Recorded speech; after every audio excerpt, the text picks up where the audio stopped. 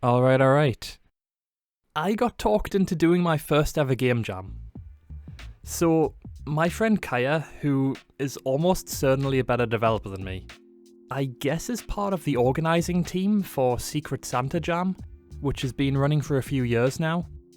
It's a 3-week long jam where everyone writes a letter with a little bit of information about themselves, what kind of games they like, and that's whisked away to a random Secret Santa who makes a game just for them, and that person has someone else make a game for them, and so on, and so on, and so on. Anyway, Kaya has been telling me about this event for years, and every year I've been like, oh, that sounds really cool, and then went back to being busy with whatever I've been busy with. This year, though, I have a YouTube channel, and no excuse. So, let's make a Christmas gift for some person on the internet. So, December 2nd rolls around. Technically, because of time zones, it's the early hours of December 3rd, and I'm drunk. And in my Discord inbox, the elves have delivered me this letter. Dear Santa, that's me. As a software developer and aspiring game dev, I love playing almost any kind of game, but I got a cool idea that I would love to see it come true for this holiday. Imagine this, a cozy gameplay where you're a farmer, a fisher, or even a hiker, and everything goes well and quiet, except that the game slowly gets horror elements, mixing a cozy gameplay with a horror experience. I'm in love with some games that follow a similar idea, for example Dredge or Beacon Pines. If you have your own ideas for this, feel free to use all of your creativity. Cheers. Love, DX Filth DX.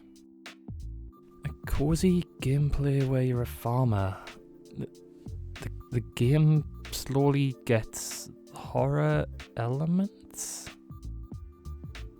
Okay, I know that they're asking for something more slow burn, but does this sound kinda like that evil farming game to you? The subject of a multi-year long hunt on Reddit's Tip of My Joystick for a game that turned out to be a half-dreamed result of watching an old Vinesauce Joel stream while on sleeping pills? But to summarize, people remember there being a game like Harvest Moon, except instead of merely tending to your crops, you killed your wife and hide her body from the police, all the while still maintaining your farm. The search has been going on for several years, and that brings us to today. Yeah, we're making that evil farming game, baby. Or whatever weird version of it that I can manage to make within 2 weeks, because I want to get this done and hopefully have enough time to make this video you're watching now before the due date. So Monday rolls around, I've gotten over my hangover, and we're already a couple of days into the jam, so no time to think, let's just start getting a map together in Crocodile. I get this vague layout down and start making a nice tile set for it. This is pretty much just using 9 different tiles, with, in this case, the dirt road tile being in the middle, and then drawing the border tiles between that and the grass, fading through a few dark tones, and going from a rough but relatively flat line for the dirt, to something a bit more spiky looking for the grass edges. It's super important here that at the edge of each tile, all of the pixels match up no matter which one we decide to place it next to, so I can just arbitrarily throw these down. To do that, I actually count out individual pixels from the inside to make sure that it's going to be exactly the same on all of the others. I also make a little reverse tile set here, because on certain convex corners, like the ones around what will be the entrance to the house, that original set of 9 won't quite be enough to line everything up seamlessly. I repeat this process for the farming patches and the pond at the back, and then make a little variation just on the plain grass tile that I spot around here and there, making it less boring to look at. With all that done, I get right onto the farmhouse. This might be dumb, but a lot of the reference I was using here was taken from random episodes of The Simpsons. I guess I had the Tamako farm in mind when I was thinking about this, but the general layout is pretty similar to the hippie commune farm that Homer grew up on, and for the farmhouse I took cues from the old wrecked Simpsons farm. In the interests of saving time, I ended up reusing the wood texture that I'd made for my Spirited Away game, desaturating and changing the brightness and contrast to get this dusty old white, and also reusing the wood texture that I used for the pillars in that project, for the pillars on the front porch. I throw a really simple roof on, making sure to extend it a couple of pixels over the edge of the building, just to try and make it look more complex than it is. I make a little mistake here. We'll get to that later on in the video, but bonus points if you spotted it before I do. Doors and windows are just a separate plane that I use like a decal. I do this here just because I'm on limited time and it lets me place them wherever I want without worrying about adjusting all my existing tiles. This can cause Z-fighting issues when the camera's further away, so I try to move them away from the building enough for it not to be an issue in my case. That, however, can also mean that the windows, which are kind of floating off the building slightly, cast weird shadows on them instead. But I think with the dull lighting that I'm going to use for this, it's not going to be an issue. The other building that I wanted to add in was a classic red barn with a gambrel roof. That's what it's called, I looked it up. It was maybe a bit of an extravagance with limited time, but like, how are you supposed to know it's a farm without a big red barn, right? I spend a bit of time adding in some details like extra windows and things, but otherwise this was a really quick and simple addition. Moving on to the smaller details, I start on a barbed wire fence. I made two models for this, one with a single post and the wires, another with just a post, meaning that I could combine them together as needed later on. I was kinda worried that the fence would be too tall compared to how the characters would look, but I figured it wouldn't matter too much because you're never behind them. The roadside vegetable stand where you'll go to sell things you farmed though, would look ridiculous if it totally dwarfed the people standing next to it.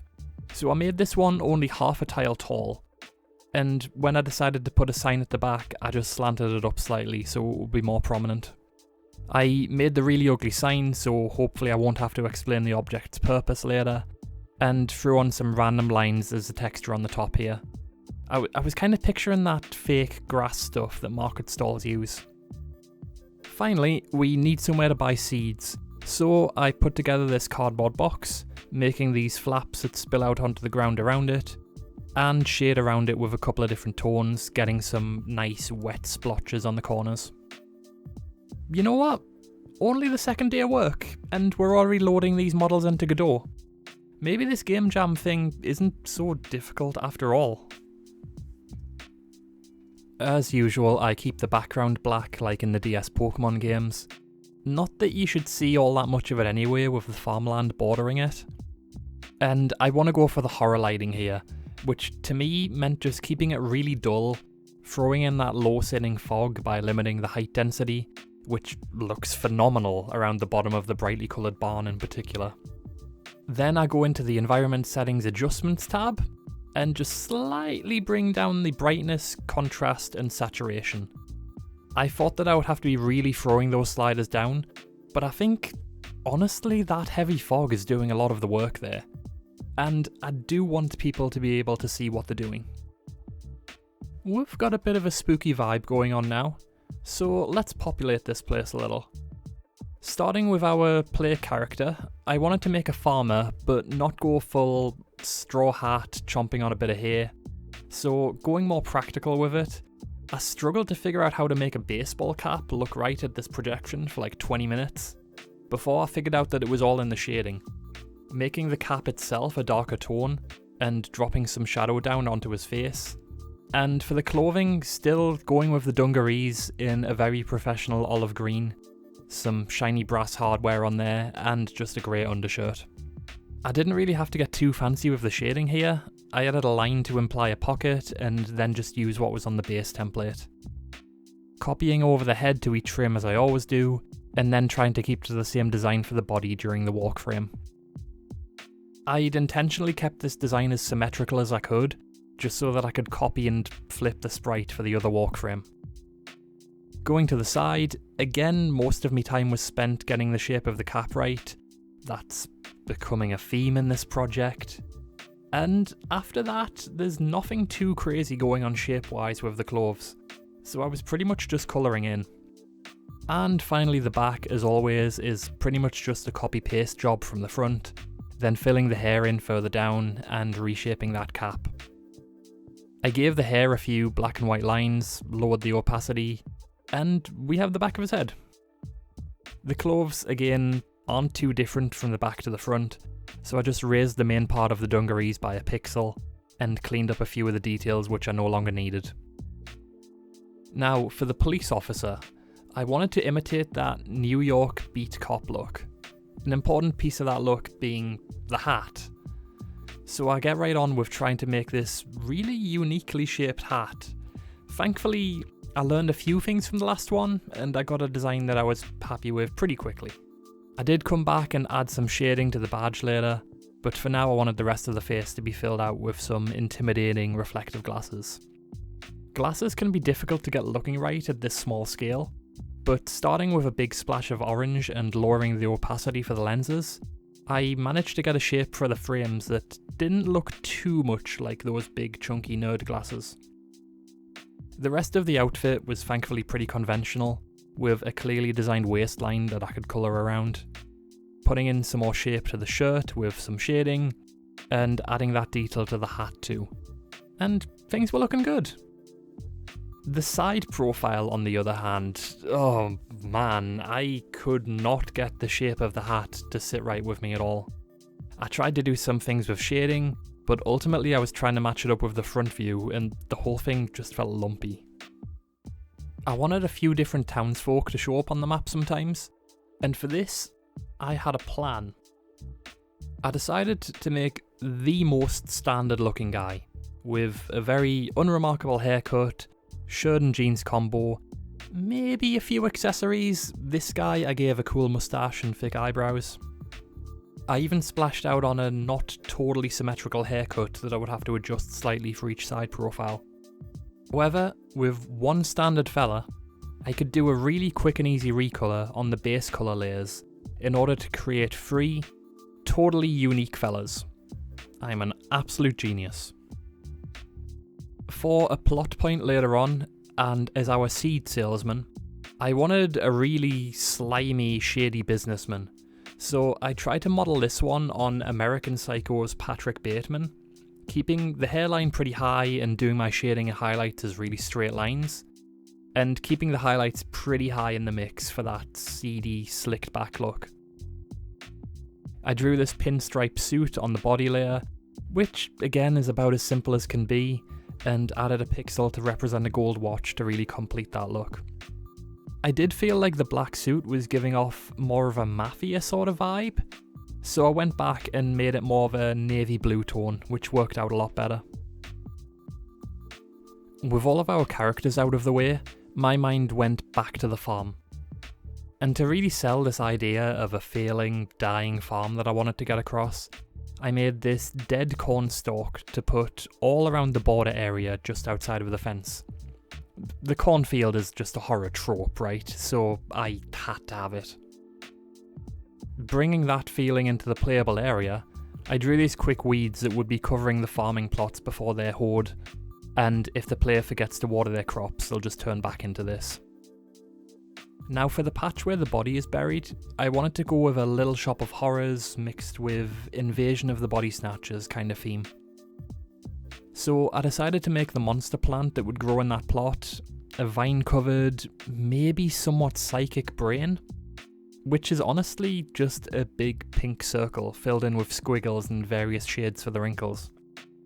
I wanted this to be something that would grow and form over the course of a couple of days, so I drew a couple of growth stages for this, starting from the decomposing hand sticking out of the ground, bones showing, all the way up to the produce that you'll eventually harvest from this thing. Yep, it's one of those games. Obviously, I needed other crops for this farming game, so I repeated that whole process for a potato plant. And that's all the crops I made. I don't have a lot of time, alright? Give me a little leeway here. Finally, I was going to need some tools to use, so with our farmer for scale, I drew a watering can, a hoe, and a scythe.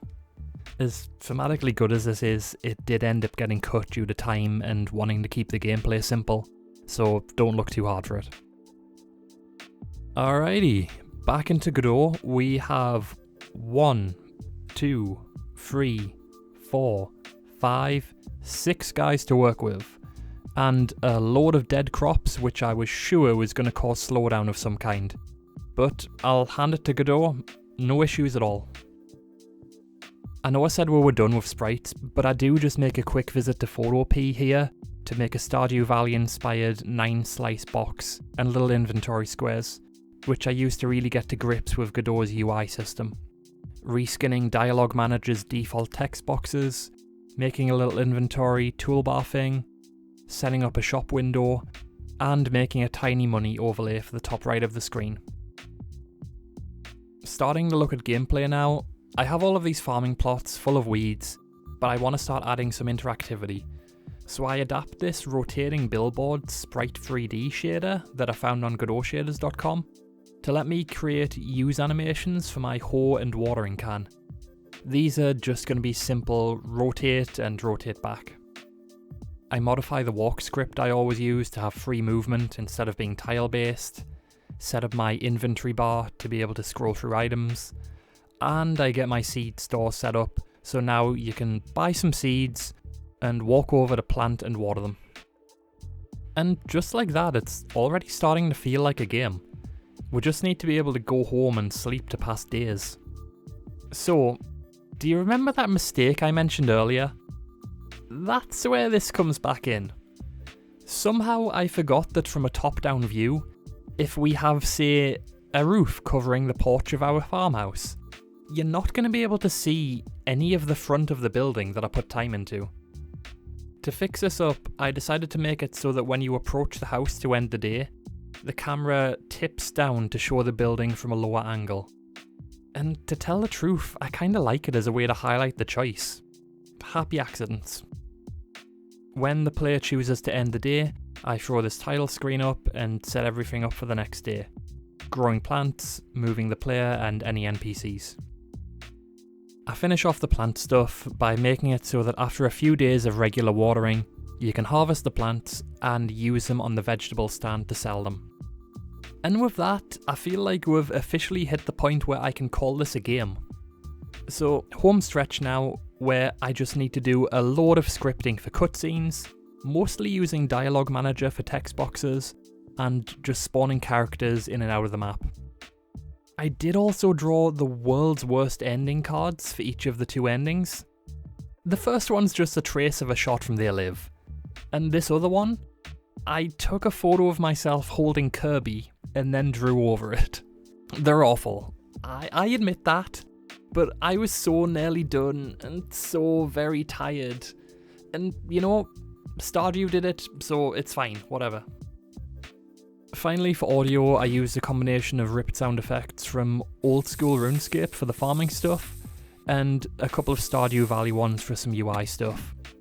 And I looped this spooky wind noise by duplicating the file, doing a crossfade, and then just placing the same crossfade at both the start and end of the original file. With that, and christening it with the name Reap, we're all done here. I know it's not to a letter what my giftee suggested, or even all that close to what that evil farming game was supposedly like. But for 2 weeks, it's what I can manage, and it ain't all that bad, I don't think. But go check it out yourselves along with all the other games from Secret Santa Jam, and I'll leave the game to speak for itself.